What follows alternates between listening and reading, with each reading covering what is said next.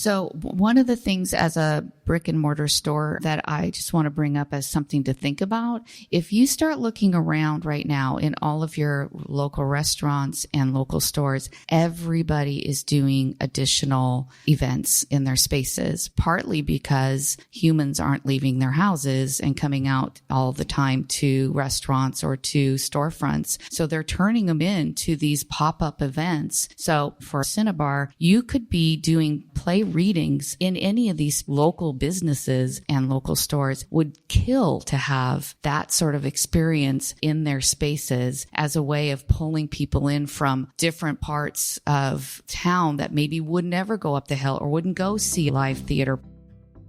Welcome to Voices of the Community, which explores critical issues facing Northern California communities. We introduce you to the voices of community thought leaders and change makers working on solutions facing our fellow community members, nonprofits, small businesses, neighborhoods, cities, and our region. Welcome to Voices of the Community. My name is George Coster. This is our co-production live show focused on arts and culture with Petaluma Arts Center, as well as KPCA and Petaluma Community Access. I'm going to now turn over to my co-host, Lisa Demetrios. Right?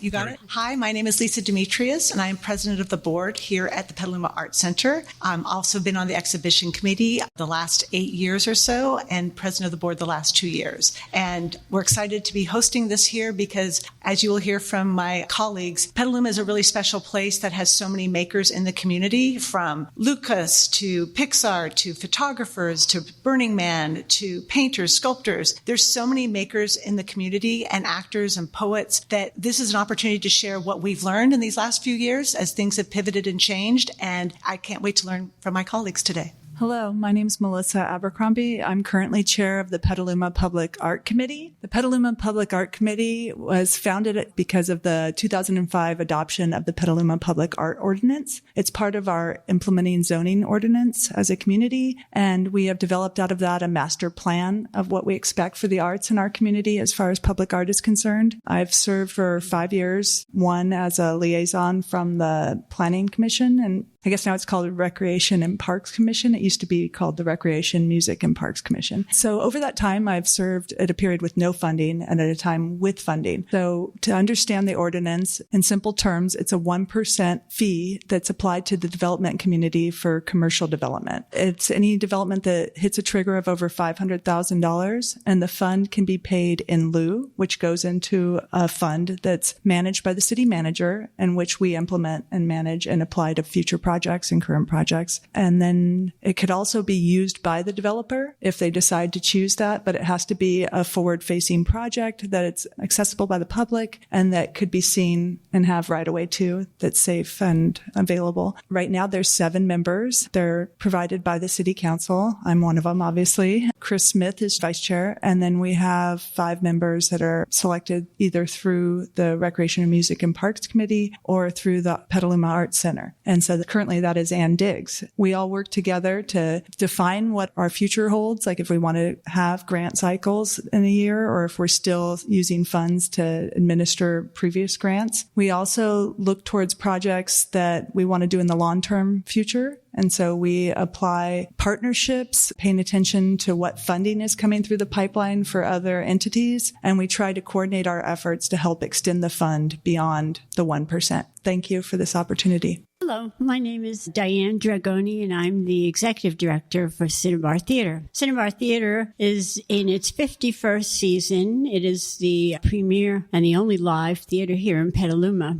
The mission of Cinnabar Theater is to enhance the cultural fabric of the Bay Area, and we do that by performances, both musical and dramatic. And we also are committed to educating the youth so that we can produce future actors, artists, and audience members. At Cinnabar, we have 2 divisions. One is the professional and the young repertory. In the professional division, we do 5 main stage shows a year. It's an eclectic blend of drama, comedy, musicals, opera. And in the young repertory, we do 3 main stage shows a year, but we also do a very large amount of classes and programs for them. We do after-school programs. We do game nights in the evening. We do workshops. About 2 years ago, we decided that our young repertory programs have far exceeded what we were able to handle on the Hill. As you know, Cinnabar is located on the Hill in North Petaluma, and we had so many young rep kids and programs that we decided to get another space. We took a space at the Petaluma Outlet Mall in which we call the Cinnabar Theater Studio Space. It's very cool, and we use it for the kids, all their programs. What happened going into that area was that we found that we had new people discover who we were because we brought the program to the people, and people were walking by and seeing all of the nifty pictures we have up on the window and asking, what is this? And as a result of that, we opened our doors and gained a tremendous amount of new people. I do understand that being on the Hill is somewhat isolating because sometimes I run into people in the community that say, oh, where do you work? I say, I work at Cinnabar Theater. And they say, oh, I have seen that sign. I never knew what was up that hill. So in so many respects, I think that we did such a great thing. And one of the reasons we think that the youth programs have become so extensive is because there's a changing demographic of people moving into Petaluma right now.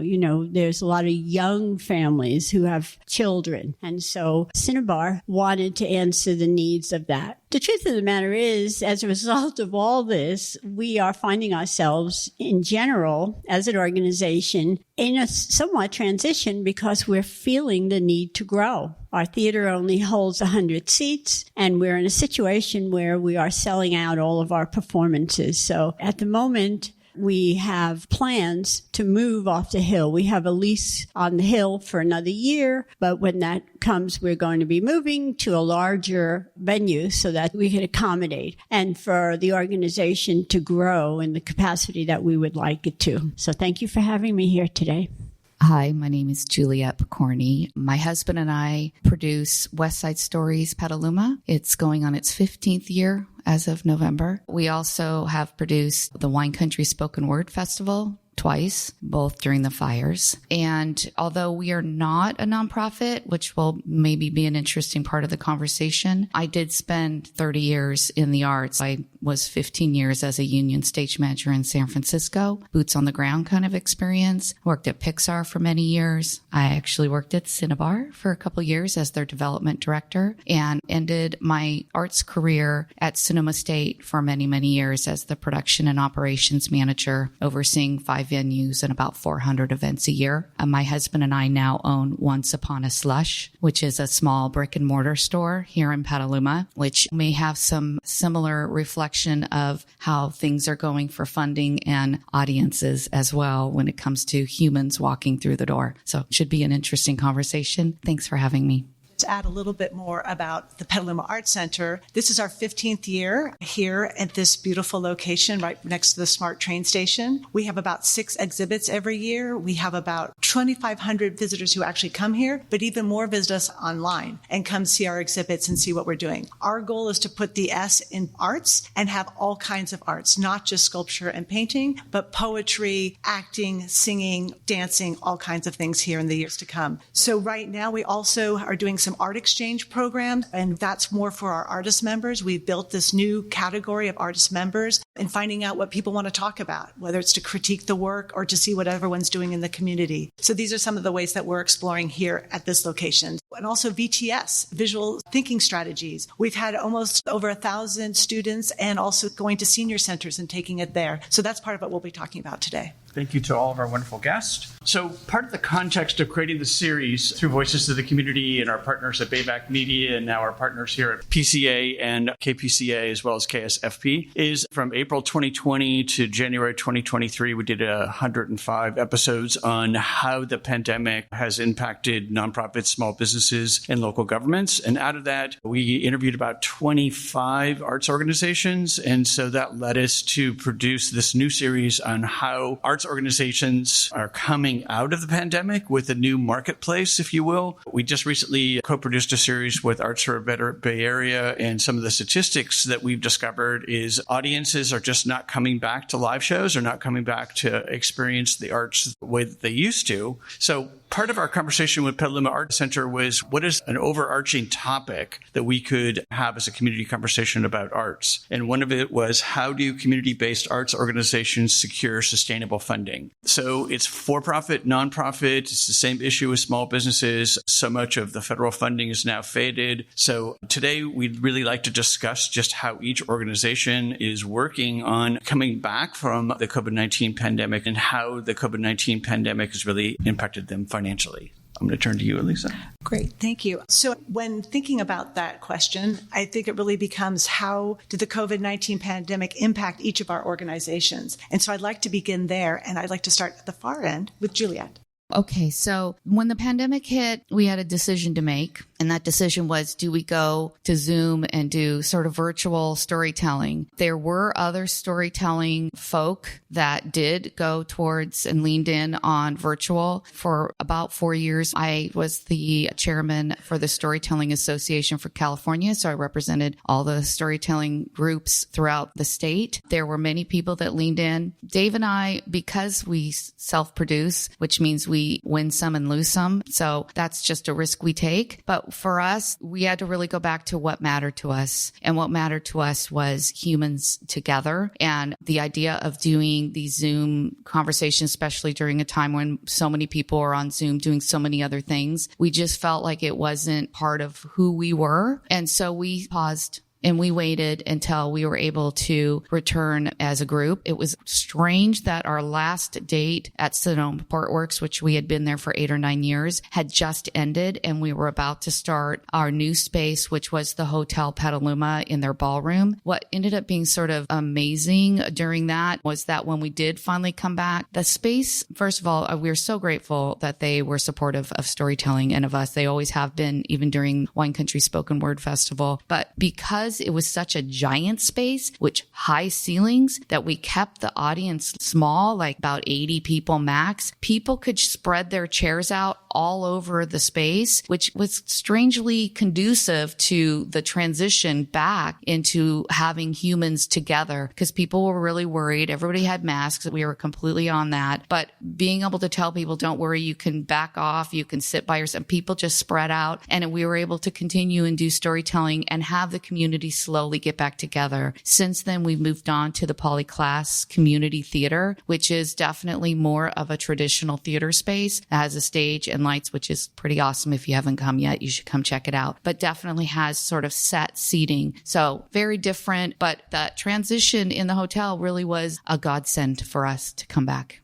When the pandemic started, obviously we had to close, and that was pretty traumatic for us. But what we did was we immediately pivoted to producing small one-character shows and hired a professional videography team so that we could stream this. Our intent was that we wanted to continue to engage our audience and give as much as we could during this time that it was very difficult for us to give anything. So it was quite a unique experience for us to do that, because we are live theater people. So here we were producing these shows that we were going to, and I mean, everything was the same, because you still have to have a set, you still have to have costumes, you still have to have, a light designer and all that. The only difference is that you don't have an audience. You just have the videography team come in and film it, and then you sell tickets to streaming. Well, that was somewhat challenging because so many of our people were pretty challenged with how to actually receive it and watch it, and people were confused as to why can't I watch it on my TV. And I kind of feel that we became tech supporters at that time. I was on the phone every evening that there was a show, having to explain where you should click and where you should go. And so it was quite a remarkable experience indeed. So we did 5 productions like that in the 18 months that we were closed. When we came back, in September of that next year, we decided that we were going to do a hybrid model of live performance because we knew we weren't going to get a full house. We knew only 50% of our audience would come back. And we were also ticketing in such a way that we were leaving spaces between everybody. So if we hold 100 people, we were getting 50 people in there, but they were all spread out in the theater. And we were also videotaping so that we could stream. So for those people who refused to come back in, they could still get that. So that was challenging in its own sense because it was streaming the same nights that it was playing live. So we were really doing double duty, and so we actually did the first 3 shows of a hybrid model. And then we stopped because we found that as more people were returning to the theater, less people were streaming, and the cost of actually videotaping it was quite high for us. And so we were finding that it was a financial challenge for us to keep doing that. So we stopped.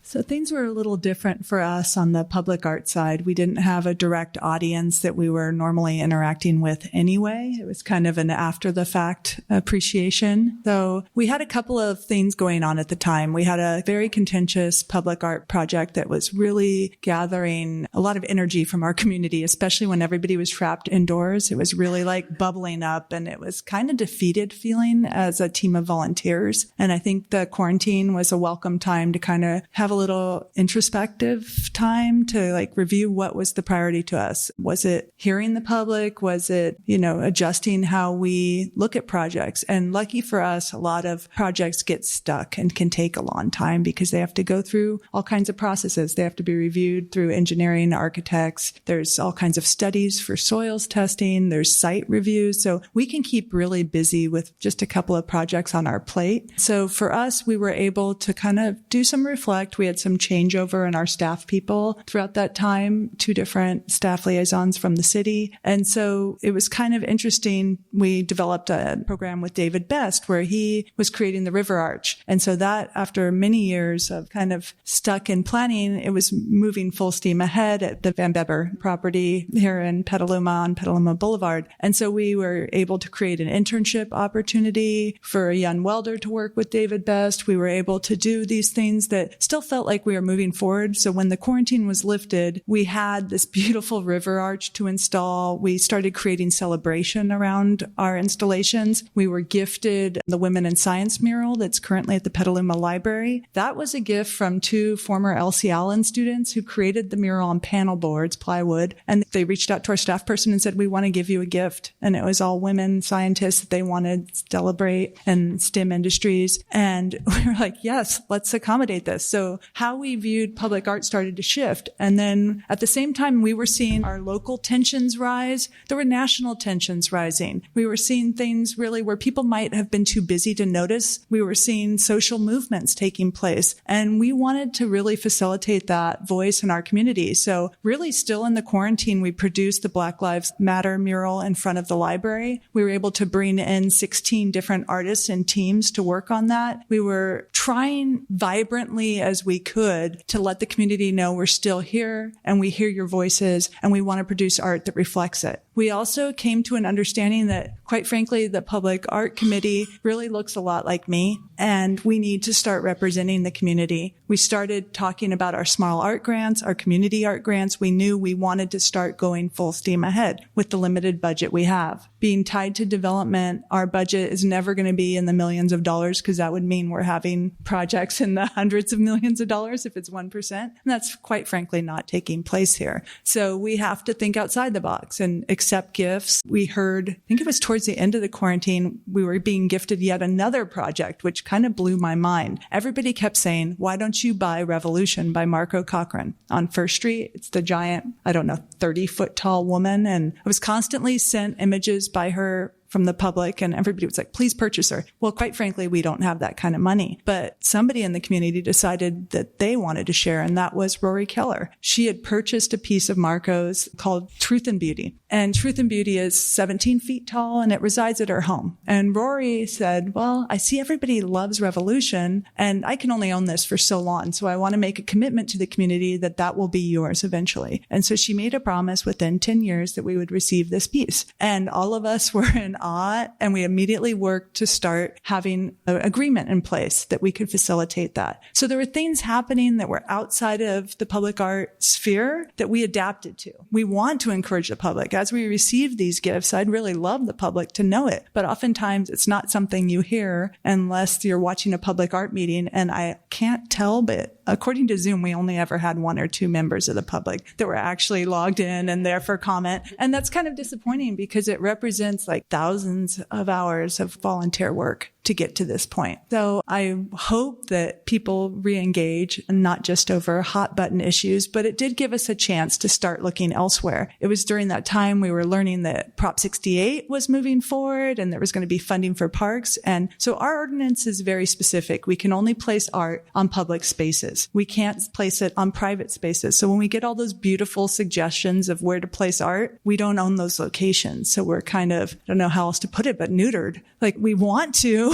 and we love those big, beautiful walls, but we have to work on what we own. And so another thing that happened is we had this small arts grant for $25,000 and we ended up applying it to 2 different artists for a total of $50,000 because we realized these cycles take a lot of work. We have to review all these plans. And by the end of it all, why not do 2 good ones instead of starting a whole cycle all over again if we really are inspired? So we chose a mural and a sculpture. And so the mural ended up being Linda Lawyer and Joshua Lawyer's project. It's making progress on the swim center. And we chose Delgado Calderon. It's a creative team from Southern California that's doing a sculpture for Kenilworth Junior High. So we chose the artist, but we didn't at that time have locations. So the quarantine and coming out of that afforded us time to look everywhere. And in that search, we found that there weren't a lot of mural walls on the east side because we were prioritizing less used locations that just didn't have the vibrancy that we wanted for our community. It felt like there's this huge investment in downtown, but stringing those pearls of investment throughout our community need to become a high priority. So in that look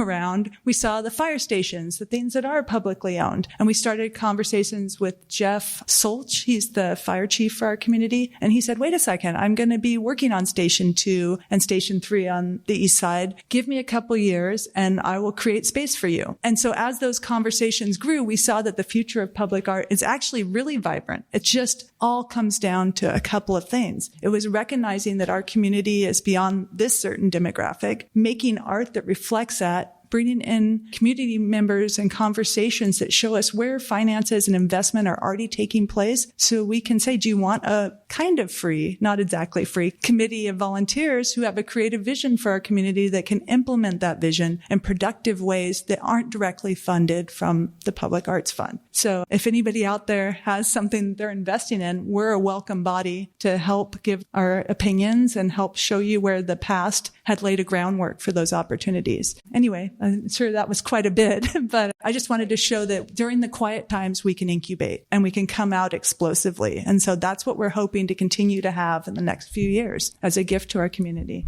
Isn't this pretty amazing what's happening in Petaluma? It's pretty incredible to not just hear about ideas, but really concrete ways to engage the community and what to do. And I so appreciate, I always call it making the invisible visible, and that's what you each are doing. And we also were so impacted when suddenly COVID hit. We had just opened a clay exhibit here, super excited to bring everybody in, and instead we're like closing the doors. And the way we looked at it is, how can we still build community through the arts, but in new ways? And basically go outside beyond these walls. We took that fence out there where you just parked in front of and made it a talking fence. We posted about the election year. We wanted not just anyone to vote a certain way, but everyone to get out and vote. And so is doing that. We encourage people to create their front lawns as a venue to show art. We created a map so you could walk in your neighborhood to see what are people doing and making. And so that's where it was really a chance to celebrate all the makers, all the different ways, who themselves said they came up with some pretty creative ways, whether to use recycling materials or a painting that they only had during the day out on their front lawn. But it was really back to, I think each of us have spoken about, it's about people. This is all about people and how you bring people together to make things happen. And with those challenges of COVID, it was really that nimbleness was so important and adaptability. And so I felt like with the board, there's several of us here today, it was how do you still do the same thing, bring community through the arts, build it, but how do you do it differently? And so it was back to what each of us said. You had to reevaluate, you had to incubate, but you also had to do something. And that meant iterating. Not everything was perfect. We had to prototype some things. That's why, to me, it's so interesting to see how we both have guest visitors who want to come in here, but also who want to visit us online and see that way. And so I just feel so fortunate that as each one of us has volunteered our time because we care about this community and each of us are giving, but it's also, I feel like I am so rewarded getting to do what I do. You're listening to Voices of the Community, which explores critical issues facing Northern California communities. Voices of the Community is supported by a grant for the Zellerbach Family Foundation, whose arts and culture grants ensure vibrant work is created, new voices are celebrated, and artists and audiences inclusive of the Bay Area's diverse communities and cultures have opportunities to thrive. To find out more, go to zff.org. And by a grant from the Peaceful World Foundation, dedicated to fostering a culture of global peace through the promotion of hosted conversations and education. You can learn more at peacefulworldfoundation.org. Part of co-hosting of this live show at the Petaluma Arts Center was to also feature the amazing work of local artists exhibited at the center. Our backdrop for the live show was the wonderful exhibition, The Voice in the Hand, Book Arts and Printmaking. The exhibition was curated by Macy Chadwick, an artist in printmaking, letterpress, and book arts, as well as the founder and director of In Cahoots Residency and owner of In Cahoots Press. Let's find out more about the exhibition from Macy. George Coster here from Voices of the Community, and I'm here at Petaluma Community Arts Center, where we are producing an event on November 4th, and Macy is a local artist who's just put together an amazing exhibit. It's Macy Chadwick, right? That's right. So, Macy, could you tell the audience a little bit about yourself, your background, and then why you curated the exhibit around us? Sure. So, my name's Macy Chadwick. I'm a letterpress printer and a printmaker and a book artist. I live here in Petaluma. I was inspired to curate this show because I feel passionate about the community of printmaking and book arts, and I wanted to bring that into Petaluma. So there are about 6 or 7 local artists, local to the Bay Area, and then there are the rest of the artists are from elsewhere, and so I think it's really great to bring artists in from outside the area, have them intermingle with artists in the area. The theme of the show is The Voice in the Hand. I really wanted to show the tactility of book arts, the importance of voice and concept and idea in book arts and printmaking, and I think it comes through in a lot of this work. There are 30 artists in the show, all artists I have worked with in the past, and artists that I know their work, and I knew that they would work together really well in this space. And Macy, last question, because our series is really all about how artists like yourself are coming back from the pandemic. Could you share just maybe one of your favorite moments of how you've been working your way back from the pandemic itself in a new marketplace? I think it's just become really important to get together as a community, and one of the things I really missed was working with artists in person, and so that I think it's become even more valuable to share studio space and have artists work together, and also to have shows open again, and to have galleries open again, and events like this today where we had artists speaking in front of a live audience, and now intermingling, looking at work, talking to each other, being in community. Great. Thank you very much, Macy, for being on Voices of the Community. Sure, thanks very much. Let's get back to our panel discussion with Lisa, Melissa, Diane, and Juliet on how arts organizations are developing new business models and partnerships in response to the post-pandemic marketplace for both the arts and small businesses. Thank you. It's all really great responses. So now we've heard how you're working your way through the pandemic. One of the things I'd love to hear from our guest today is what are some of the unique or creative solutions you have deployed or found in the process of working your way through the last 3 years? Could be creative financing, could be co-ventures, co-productions with folks. Diane, for example, talked about the virtual space. And I think during the pandemic, it really provided the opportunity for live performance to really open that fourth wall and to provide an opportunity for an audience that doesn't even geographically participate, for example, now be able to participate in your productions and art. So let's begin with Juliet. So for us, one of the things we did add pretty soon after we got back was we started a podcast. And what we do is we take all the storytellers, we break them up into the 5-minute stories, and you can search on any of your podcasting listening stations, West Side Stories Petaluma. We also bring a live interview podcast that we do once a month at Brooks Note, talking about cross-working together. So we're there and we interview past storytellers. We've been recording these stories for 15 years. So we're pulling out stories from 15 years ago and playing them for the first time for the teller, who looks absolutely shocked at hearing their voices from 15 years ago. And then we ask more about the story. 5 minutes is not nearly enough. There's probably a lot of the story has been left out. So it's called Story Behind the Story. And they sort of go into the parts they weren't able to talk about. And then they are able to talk about their story process. We started to interview national storytellers. So on that podcast, you'll hear Bill Lapp, who was part of 2 of our Wine Country Spoken Word festivals. I guess that's all I have to say. To stay for a second, because we were talking, I think it was yesterday on Zoom, just getting ready for our conversation, and you had mentioned your partnership with the local newspaper. So I thought that was another really unique co-production or cross-promotion. So yeah, we're very fortunate. And again, having been representing the state of California for storytelling, when we partner with the National Storytelling Network, we really are one of the only storytelling event in the country that has a newspaper that supports us, and really came to us probably about 5 years ago and said, hey, what if you give us the recording and then we'll transcribe it and we'll put it in the paper every month? And how amazing is that? And what a community statement that is, to be able to take somebody from the community that gives a personal story and then has it in the written word verbatim, which is pretty awesome. Yeah, that's a really great collaboration. And we're very proud to be working with the Argus to being able to do that. And so then we also have Polyclass. That's our other partnership. Well, I talked about the hybrid model that we did with the live streaming. We have small partnerships with schools with regard to our youth programs, because that's ongoing, and with Creative Sonoma, which is also an educational partner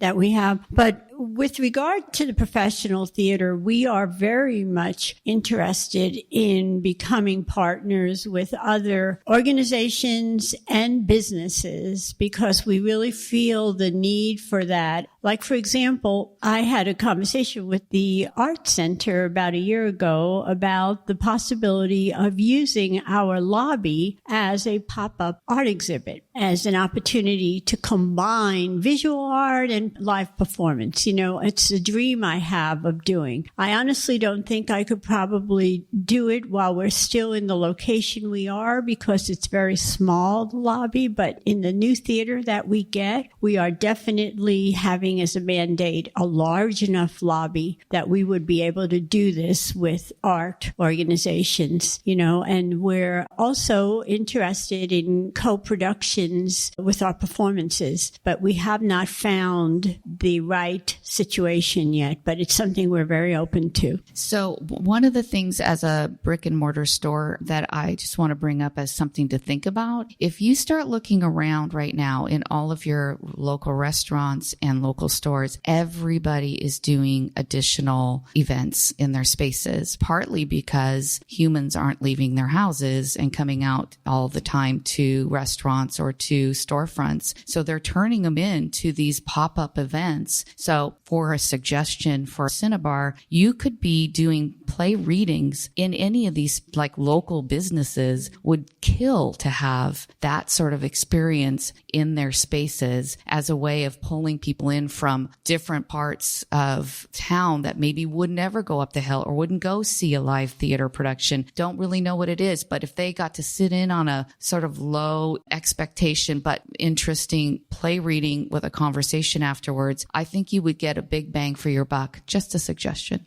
Thank you. We will follow up with that. So again, our organization is a little different. And luckily, the city of Petaluma enhanced their website. And so being part of that community of governance, we ended up having a great public art site. So if you go on it, you can see a map. You can learn about pipeline projects. You can learn about current projects. You can learn about the ordinance. So we really made that much more usable. There's factual information on there, so you don't have to rely on Nextdoor or, your neighbor's opinion. So you can kind of actually learn what the solid facts are on an upcoming project. You can learn what the budget is. So that was really helpful for us. And again, we put emphasis on partnerships. So our community arts grant, which initially was going to be like a $10,000 grant cycle, and community entities could come forward and say what they'd like to work on, and we could potentially allocate $10,000 if that's what their ask was. We ended up funding 3, and one was of particular note. It was about bringing the scale of human life to the community again, so that we can kind of start seeing our humanity in our everyday experiences. And I was really excited about this one, and it's coming forward soon. It's with Rihanna Frank, who's the Climate Action Manager for the City of Petaluma, and it's a partnership with the Climate Action Campaign and Petaluma's Transit Division. So they asked for $4,800 to be stipends for youth artists from local high schools so that they could create bus shelter art. So we took our very damaged bus shelters, and soon they will roll out that the glass will actually encase artwork by local students. And each of the students, I don't remember the exact amount. I think our money, the $4,800, was distributed through these students. So I think it's upwards of 8 projects that you will see rolled out along the major corridors in Petaluma. But we started thinking that our funds would help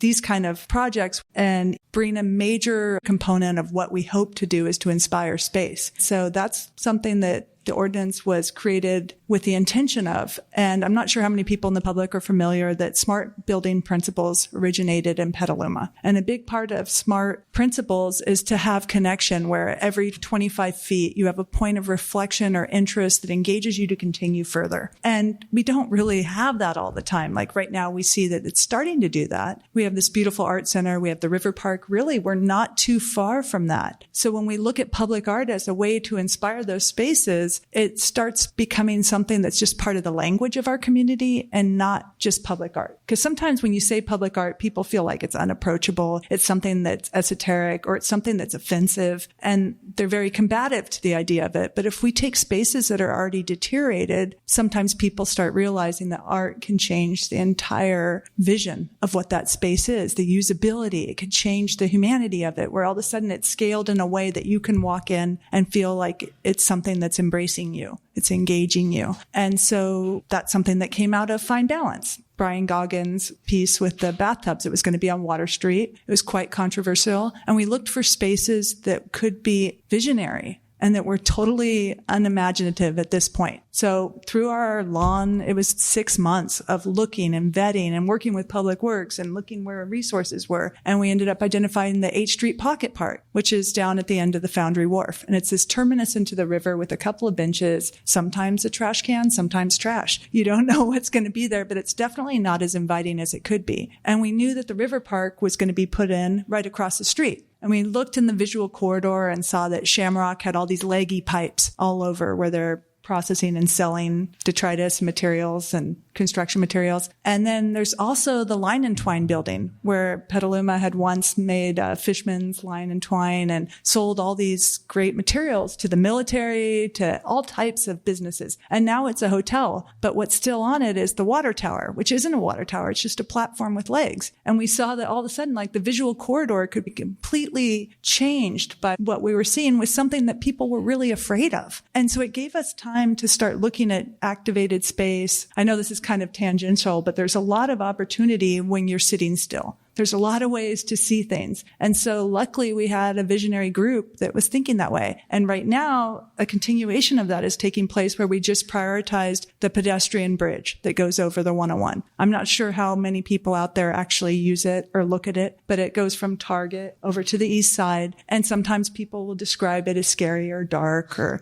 something that's really not usable. Why would I want to use it? But yet it's a connection. It's like something that will bring you to shopping, that will bring you to the library, the swim center, the skate park, and soon the Kenilworth Park, which is a whole other thing I'll get to later. I got to keep it interesting. But it's somewhere that's not anything anybody's excited about. And we don't have a single protected pedestrian overpass in our community. And so collectively, we just decided that's the next spot. That's where we want change. That's where we want activation. So it's changing and thinking.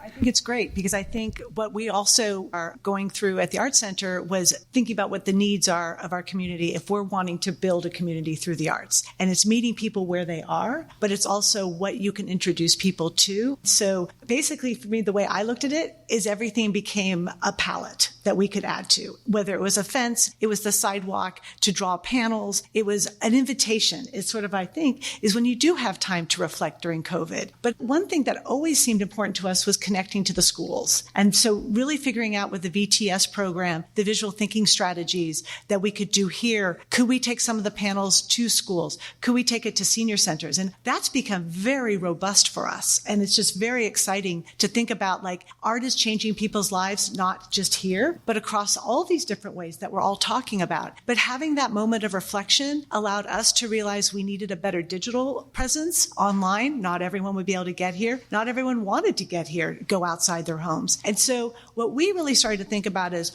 what were some key components that we needed to address to make us more accessible to everybody. And so one of them, we figured out, okay, this is how much it's going to cost to do a website. I mean, a do-over, not an improvement, and a do-over built from the ground up. And then we found a donor to be able to raise and do that. And so really to care deeply about the community, I love having ideas, but what's so impressive to me, what we're hearing today is actually how to do them, because it does take money. I mean, it does take money to have this be open. We are so fortunate to have Chris and Lance, operations manager and also director of the membership and our volunteers. We have over 40 volunteers that allow us to do this. What we'd love to do is be open more. We're open on Fridays and Saturdays. I'd love to be open 5 days a week, but we aren't able to do that. But we're trying to figure out how we can grow into that. And as a special surprise, I really appreciate a former executive director has stepped up, and she's going to create a situation where we can be open on Sundays during the member show. It's kind of a thank you to our artist members. And the artist members are also going to be contributing artworks that are going to go for auction to help raise money for the Arts Center. So we're really thinking of things in different ways of how to work together and help each other really strive. The talent is here with so many amazing makers in this community, but it's also what does each person need? Is it a place to show the work? Is it a place on the website so people are aware of the work? And also to learn from each other. And so I'm really excited. We've just sent out a questionnaire, reaching out with a series to hear what should we be doing now? What should we be doing differently? And so we're starting to get the feedback, I think, just in the last week, and it's been formidable. Over 80 people have already emailed back, and it's like less than 2 or 3 days. So again, this is learning by doing, as each of us are. And I have to say, there are some not so wonderful moments, but when you keep your eye on what you are wanting to do, what you want that entity to strive for, that North Star, and sometimes there's 3 or 4 North Stars, I think it's the group that's making this happen. It's not just one person. And as you've seen, I've been jotting notes as I'm hearing things. That reminds me of this and this. I'm hoping what you've created here today is a moment to see what we've each done and learn from. So thank you. Thank you, everybody. Great stuff. So we have about another 15 minutes or so before we're opening up to questions and answers to the audience. But I'd love to hear things that you've discovered over these last 3 years that you could share with our audience here today, our listening audience, with each other, maybe solutions in funding or marketing or production, anything that you would like to share with regards to what you've discovered and how you will use those going forward, or things that you would like to try. I think what the pandemic's really provided everyone is the opportunity to experiment. So much of it was most people realized that the arts were closed down, but it was about a 90% unemployment for the arts and culture sector during the pandemic. So let's start with Melissa. I don't know. It's been a lot of discovery. I think we had some quiet time and some peace to think about what the future looks like, because the future's not necessarily us. And so for us on public art, we had to start becoming more inspiring so that people would see us as something they needed and valued. So it wasn't something that people were afraid of. And so we really had to learn how to be adaptive to the funds we have, to the way the community responds. We had to recognize that we aren't the gatekeepers of the future. We're going to pass it off. So we have to do a good job of inspiring and incubating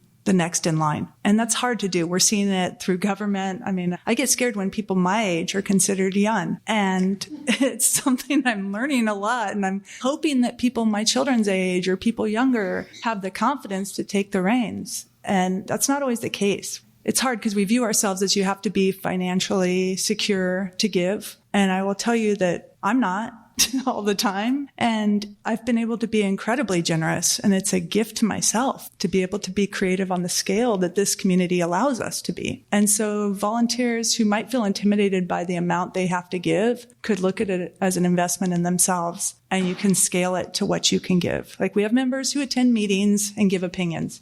And we have members who give it all. And somewhere in the middle, we find the momentum to move forward. And so we rely heavily on that volunteerism, but we also need to start thinking about a future that's not tied to development necessarily. So we have to think like, when Public Works is working on something, do they want to come and ask us how to do something that's totally different than the norm? Because we want to be those people. We'll have our hands raised. Right now, we have money for safe streets, and there's initiatives towards that. And luckily, they came to us and said, how do we have artists involved? How do we turn this into a pedestrian, bike-friendly space that isn't green stripes necessarily, but rainbow stripes and, artwork, all kinds of things that get you out of your car, get you out of your house, activate space, make you a community. Because I don't know if you guys have been watching the real estate market or things around us, but Petaluma is still kind of vibrant. There's a housing shortage and people want to be here, and they don't want to be here because we have everything everybody else does. They want to be here because this is an inspiring space. Even studio spaces are left open to the public to see, like directly across the street. You will see, Kevin Clark's work, Marco Cochran's work. You'll see, it's everywhere. It's explosive. Like you'll drive by Bertotti Landscaping. You'll see Michael Garlington's work. You will just see people throughout our community want to be here, want to be working. And young artists are coming here too. Like we just had the Slough City opening of their collective behind Clavey on Petaluma Boulevard South. I mean, people see that there is an energy here that's worth tapping into, worth investing in. And so we are trying to help make that visible and continue the process for the future. As the post-pandemic, some of the things that we learned and things that we needed to implement, for example, the concept of being sick. We were not paying a lot of attention to that in the past, and now we are. Now, for example, in all of our casts, we always have a backup plan because somebody might get sick and we don't want to cancel the show as a result of that. Our ticketing policies, we had to loosen them up because people were sick and they couldn't come to a show. So normally most people who don't use their tickets, there would be a no refund or no exchange policy. We had to change that because we wanted to be sensitive to the fact that people were getting sick. The other thing is that with operations, we had to increase the improvement of the HVAC system and create more area spaces.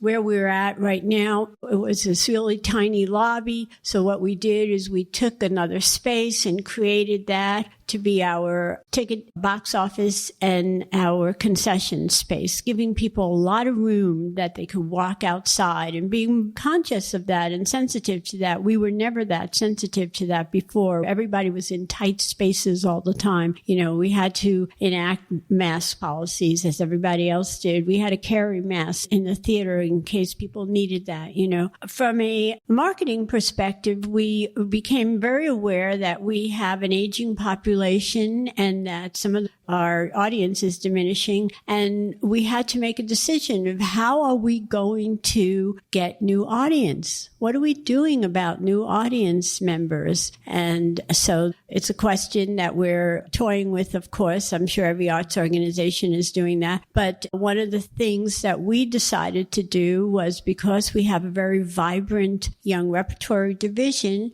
we have parents of young rep kids that we said, well, gee, if their kid loves theater, why are they not also loving theater? Or how can we encourage them to love theater so that both parent and child has some kind of a little bond between them? So we sort of initiated a campaign of reaching out to young rep parents to encourage them with special promotional incentives to become subscribers to the theater. And it's a thought that we're going to have moving forward and continue with that. Zoom meetings is something that before the pandemic, we never really used Zoom. Now, Zoom meetings are a way that our board meets, for example. In other words, our board used to come and it was always somewhat of a challenge for them. Now we're making it extremely convenient for that. We actually even do some of our designer meetings via Zoom. If, sometimes it's just not that necessary to come up to the theater to have a meeting. We could all conveniently do that through Zoom. So there have been a lot of things that we have enacted as a result of this pandemic. So I'm going to change this a little bit, and I'm going to just speak from our storefront perspective.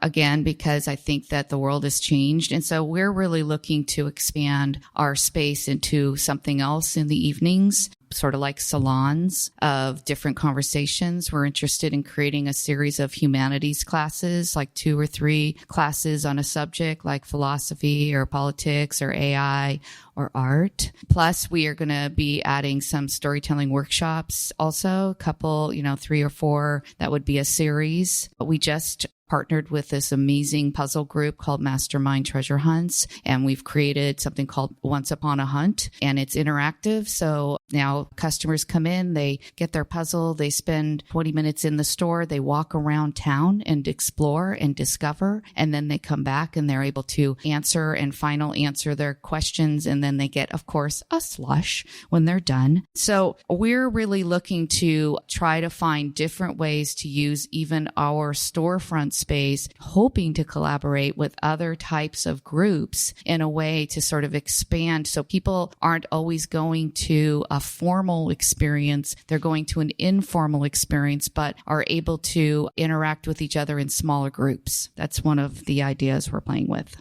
They're so great. I think for me, I just love to go back to sort of the moment for us here at the Petaluma Arts Center, realizing when COVID was really hitting us in many ways, as all of us, it wasn't just us, it was everyone getting hit. And we really started to think that no one is in a void. Everyone is connected in different ways and how we can help each other. And there's also a level of discomfort. We'd had to do things differently. It wasn't easy. And we didn't even know if it was right what we were picking to do. And so I just think it's important to acknowledge that as we all grow and be able to do things sort of in different ways. And I think one thing that we found was that from our community, people could give in different ways of their time, of their money, of their experience, or who they wanted to be a conduit to have us meet. So it was in interesting ways that happened. We had a whole writing postcards during the Get Out and Vote outside on the sidewalk that partnered with some of the postcard writing societies here in Petaluma. Never thought that would happen. And so part of this all leads to, I think, the importance of all of our entities in their own ways have to be sustainable, or else they're not going to go on and people aren't going to want to take on what we took on. And so that's the new twist that I'm trying to think about is how do we become sustainable? And maybe we're scaling down or doing things differently. And I think for us at the Petaluma Arts Center is really thinking about those essentials. And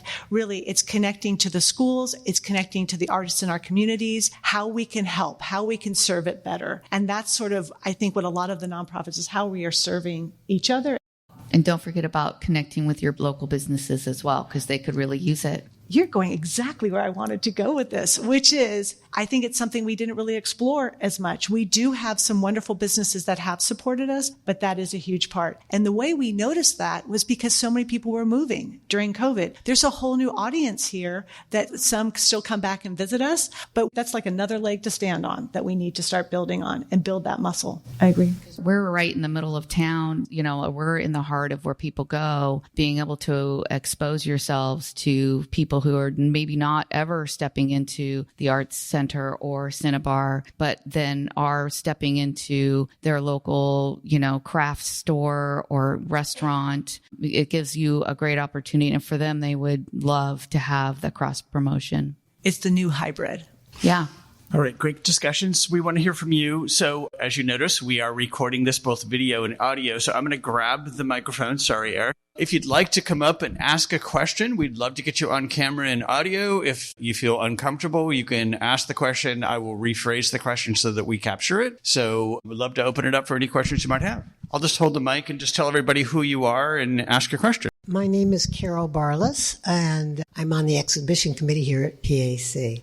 I was listening to each of you answer the various questions, and I was thinking about, wouldn't it be great to set up some sort of meeting between all of you and maybe including business on a quarterly basis just to inform each other what you've got going? Because there might be some way that each of you can riff on the other or to integrate something you're doing with the other. And I think that could be a really strong kind of creative process for our community. Great question. Who would like to take that?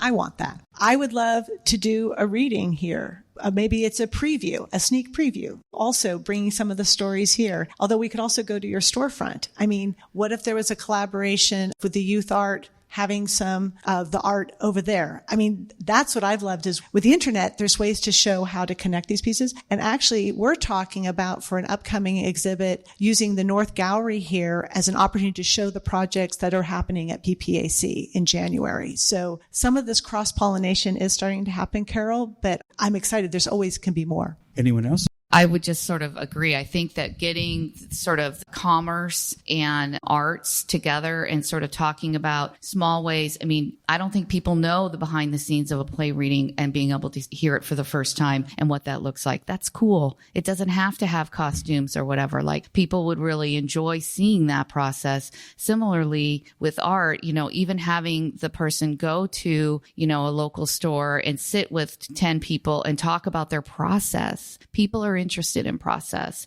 Doesn't have to be the finished thing. It can be just examples, but talking about the process, all of that builds community. I would really like to further this discussion. We can bring a small performance in here easily next season. Absolutely. Let's do it. Yep, let's do it. Let's do it. The intention is great, but what about some action around setting up representatives from each of your organizations or yourselves or whatever, maybe on a quarterly basis, just to come together for an hour. This is what we're doing. Oh, you're doing that. Well, then maybe we can riff off of that and do this too. Well, that's a good idea. We, as a theater, we have a season and we have to set it in stone so that people can actually buy subscriptions and things like that. But we could do extra things. Like, for example, one of the things that I have been dying to start is like a sandbox series where we get new and innovative, creative things that are not really part of what we do on the main stage, but something extra. So we have never been able to do that just for space, but I think that this would be a perfect place for that. To make sure we recapture that, your follow-up question was get into action. What's the action? What are people going to do? And we just heard from Diane saying she was going to jump in. Anyone else? Melissa? Well, we kind of have that established already with the Arts Center. We have a representative, Ann Diggs, who does provide feedback about what you guys are doing. But I would always welcome anybody from the public or private sector who's working on something to attend one of our meetings, reach out to our staff liaison, who is the public arts specialist, David Ward, and ask for that to be agendized. We'd love to hear what you're doing. We'd love to use it as a springboard for a way for us to be included. So some of those things are already happening, and just the beginning envisionings of what it might look look like to partner with you guys in the other room. I would request a current artist rendering so you can see where a project was in its application cycle once it was reviewed. And maybe now that you can see the project, you can kind of see where that storyline is. Because I think that helps tell about the process, which is also artful in itself that it ever gets done, especially in a bureaucratic environment. So, yeah. And I think I would just add, I love that idea, but it's also how many human hours we have. And I think what we need is just more volunteers, more people from the community who want to pitch in and help on this. Many of us, myself included, have full-time jobs and families and already are giving a tremendous amount and happy to do so. But I just want more people to come in and do this. It's many hands will make that light work. But it's a lot about communication is what I'm finding. And it's like you said, maybe a quarterly meeting or something like that. But the follow through is really important and to have enough time to do that. But certainly not adverse to that. It'd be great. And Maggie, do you want to come up and ask a question? Hello, I'm Maggie Parr. I'm on the board of the Petaluma Arts Center, and thank you all for coming. And my question is more about the nuts and bolts of the numbers, the budgets. We have no shortage of great ideas as passionate community members. And as you said, we all have families and full-time jobs. And I don't know how many board meetings we've sat through. We have so many great ideas, but just not enough time. So what's your feeling about or your experience with how one gets an endowment? We don't have an endowment. We exist month to month. We have somewhat of a reserve, and I don't think we're unusual in a small town where we don't have a lot of concentrated wealth like in the larger cities. So what is your experience with or opinion about getting some sort of large fund that can sustain you over the long term? Who would like to take that one? It's a really easy question, I'm sure. It's not particularly relevant to what I do because we have the ordinance, but as I've stated, development isn't infinite. We run out of space and we have an urban growth boundary and some priorities as a community to what that looks like. But I do see that we're going to have to start looking towards grant writing, focus on that to augment things. We have to perhaps re-envision our ordinance, and that's been a conversation for a while where we can have private partnerships. If somebody feels inspired to take on an art project like we saw with the Magnificent mural. It's on Petaluma Boulevard. That was actually Sean Paul, who was one of the founders of the River Park. We were dropping our kids off at school and he said, "Did you ever hear about the mural that Magda and Amanda Lynn wanted to do?" And I was like, who are they and what are they talking? Like, what's going on? And so he gave me their contact. I called them. It was like a very human exchange. And they said, yeah, help us make this mural. They had already done the hard work and talked to Jeff Tomasini at Rex Hardware and said, we have a site. Nobody's building the hotel yet. Like, it's visible to the public. We just need to figure out how to get through the city and the, permit process. And so we said, we want to be that. Let's do that. This is a win-win. So they did it from the goodness of their heart, and people from the community donated money, and we found a way to do it. But, it's interesting because moving forward, our fund could stall out. We could have another recession. We could lose out on things. But I think if we've made ourselves indispensable, then that kind of changes the priority of the community. And if we have an ordinance that allows for that, that will be very helpful to us. So not being currently in a nonprofit right now, but this would be my input, having done development in the past and having worked at Sonoma State, we dealt with a lot of donors and such. This is just my opinion. First of all, getting to know everybody who gives, even if it's $2 or $5, that sounds like really hard to do, but you don't know what they care about until you get to know them. So getting to know what people care about and what they like is first and foremost for them to want to be engaged. Once you get to know those people that are giving that money, then you're going to find out sort of what matters most to them. Lean on folks for legacy gifts and maybe use your legacy program as a way of building an endowment. And especially if that's how you phrase it, by saying legacy gifts go into an endowment, you might be able to get some better support. But I do think first and foremost, it's connecting to your people who like you already, and maybe you're only giving, a couple $100 a year, but find out what matters to them most. Then they're willing to sort of express it, and then that's the way in to figure out how to better serve the community and the arts. That's my opinion. And I think for us here at Petaluma Arts Center, we have also tried to go for grants and really think about which grants could be applied for the 6 shows that we do each year, as well as the art exchange and the idea lounges and the VTS programming. And so trying to tailor that part. And even if we don't get it, learn from that, how we can do it better the next time. Also, we are thinking about more publicity and having more presence of advertising about what we're doing, which is really exciting too. And so it's multifaceted. And so the biggest biggest thing for us is prioritizing the ideas. We'd love to do everything. There's no chance any way that we can do it. And so how can we almost create a system of where things can be added to in a very complementary way? But it does get back to all these partnerships that we're all talking about today are really critical in getting to know each other. And that takes a lot of time. What is that expression that everything moves at the speed of trust? And that's what it really is on this. Thank you. Another question from the audience? Oh, wait, Melissa has a point. Sorry, I just have a quick addendum. I just wanted to also clarify that we're all talking about numbers and financing, and then we're talking about volunteers, but there's this nexus where that in-kind gift of yourself and your social media and your contacts and your ideas, those are equally valuable. And so when we can take the numbers sometimes out of it and view the presence of someone's ability as a gift, that has tremendous value. And when we find success together, it's something that people want to continue with. And it can be more. Yeah, it could be more. It can grow. All right. Don't forget to tell everybody who you are. Hi. Thanks, everyone. I'm Lisa Lightman. I'm on the board of the Petaluma Arts Center. I'm so impressed with everything that's happening. And I'm thinking about the words of partnership and communication. And I'm wondering if it's like, let's partner with Sonoma Tourism and get people to see what's going on here, to come here, get the numbers, get the doors open. So I'm wondering if that's ever happened before.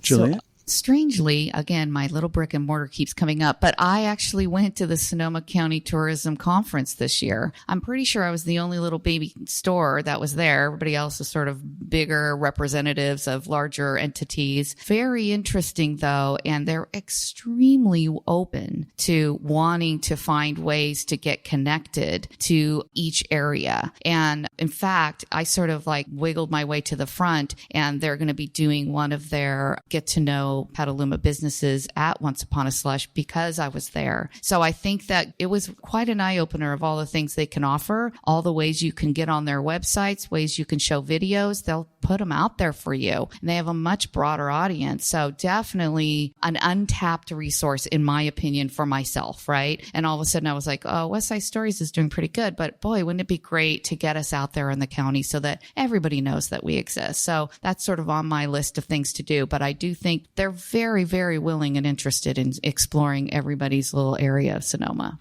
Thank you, Juliet. Anyone else on the panel? Any other questions in the audience? All right. I'm going to wrap up the show by asking each guest to share how you can engage with them, websites, information, special events you might have coming up this fourth quarter. So, Juliet, we'll start with you. So we have our Grand Slam, West Side Stories, 12 shows a year. The first 11, the audience self-votes for their favorite. I won't say the winner, but their favorite storyteller of the night. We vote by technology. We're the only storytelling event that I know of that does a slam that votes with your cell phone. So we have our Grand Slam at the Mystic, Tuesday, December 12th. We still have tickets. We would love to see you. It's all the favorites of the year. Super fun. And then definitely go onto our website, which is West Side Stories Petaluma. We already have tickets on sale for January and February, but definitely check us out. Don't forget to look up our podcast. It's so fun. It's 5-minute stories. You'll love it. And then, of course, come by for a slush. Sorry, I had a little plug for Once Upon a Slush one more time. Thanks. Yes, and for Cinnabar, next week we open up our Young Rep show of Addams Family. Unfortunately or fortunately, all 10 shows are completely sold out.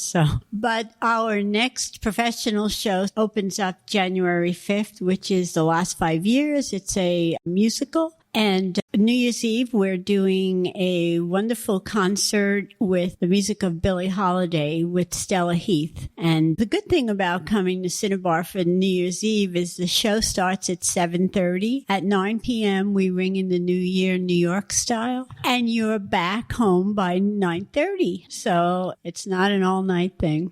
Like I mentioned earlier, we are in a transition. We're going to be moving off of the hill. We have not been able to announce our new location yet, but we do know that next year, starting in September of 2024 to June of 2025, Cinnabar is going to be on the road, and we are going to be performing in different venues. For example, we are going to be doing a performance at the Sonoma State University at Person Theater. We're going to be doing one of our performances at the Santa Rosa Junior College Ellis Auditorium. We're going to do something at the Poly class. It's going to be an exciting time for us because we get to tell our story out in the community. And I really like doing that because we are discovering new people to our organization, and that's kind of fun. And then after that, in 2025, we will be in our new home. And I'm sorry I can't announce it right now because we have not officially signed the lease, and the board would like to roll it out in a certain way. So stick with us. I will keep you posted, I promise. And thank you for having me today.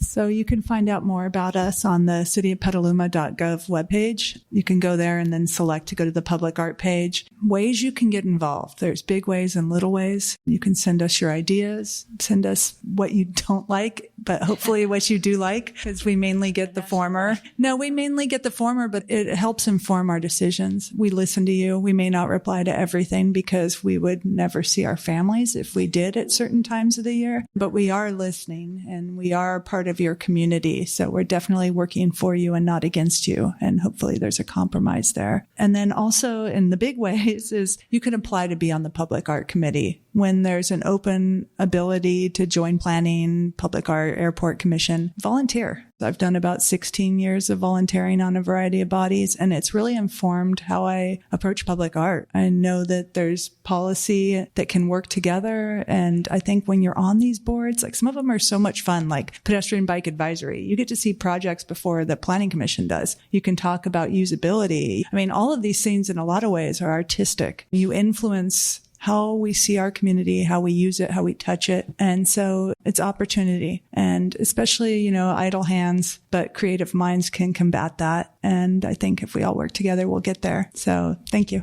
There's many ways you can become a member of the Petaluma Arts Center. You can come to the members show where we're going to have an auction towards the end of the year where you can buy the art, which doesn't just support us, but it supports the artists here in our community. We also have a little boutique here, Art to Go, which is also art from our community, from our artist memberships. And also, as we've mentioned here today, think about the time that you could give or also ideas that you might have. Join our committees, consider joining our board. And because it's not one size fit all, as I think you've learned today, it's many ways of being creative to solve these problems that we have. And also, I just want to do a shout out and be grateful for the Zellerbach Foundation and the Peaceful World Foundation. We wouldn't be here right now without them. And we're so fortunate that they have the foresight to create opportunities of making these voices heard. So thank you. All right. Thanks, everybody. We're going to wrap up the show. I want to thank all of my wonderful guests, and I hope you visit their shops, buy a slushie. Evidently, they're the best in town. We go to see live theater, do public art, come and see wonderful exhibits. A special thanks to Rob at KPCA. It's been really wonderful. Maggie from Petaluma Arts Center. Heidi at Peaceful World Foundation made this possible, along with Margot over at Zellerbach. And a special thanks to my crew here in the background, Andy, Clay, Javon, and Eric, all making the magic happen. And thanks again for showing up. Where there's food and beverage, we want you to network. The whole goal of bringing people together was to chat and chew and introduce yourselves to each other. Okay? Thanks very much for coming. Thank you.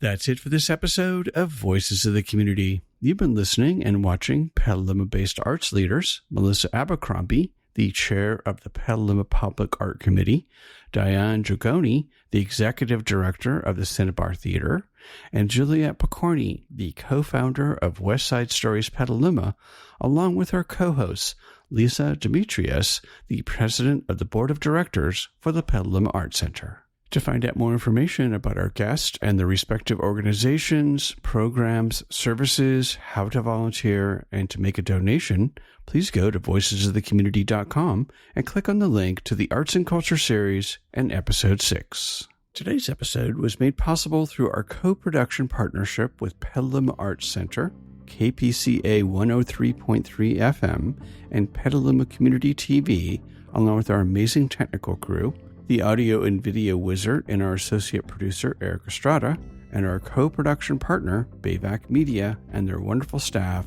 Paula Argoni, Andy Konami, and Javon Giles. And the graphics magic was made possible by Casey Nance from Citron Studios.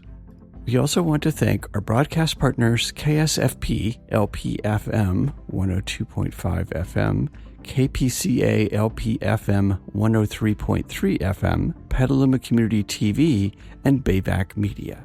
Voices of the Community is supported by a grant from the Zellebach Family Foundation, whose arts and culture grants ensure vibrant work is created, new voices are celebrated, and artists and audiences inclusive of the Bay Area's diverse communities and cultures have opportunities to thrive. To find out more, go to zff.org and buy a grant from the Peaceful World Foundation, dedicated to fostering a culture of global peace through the promotion of hosted conversations and education. You can learn more at peacefulworldfoundation.org. Take us along on your next walk, workout, or drive by subscribing to Voices of the Community on Apple Podcast, Spotify, and Google Podcast, or wherever you get your podcast. And if you've been enjoying the show, please leave us a rating and review on the podcast platform of your choice. To watch past and future episodes of Voices of the Community, please subscribe to our YouTube channel and go to youtube.com/GeoCoster. We'd love to hear from you with feedback and show ideas, so send us an email to george@georgecoster.com. I'm George Coster from San Francisco, and thank you for listening and watching today's episode.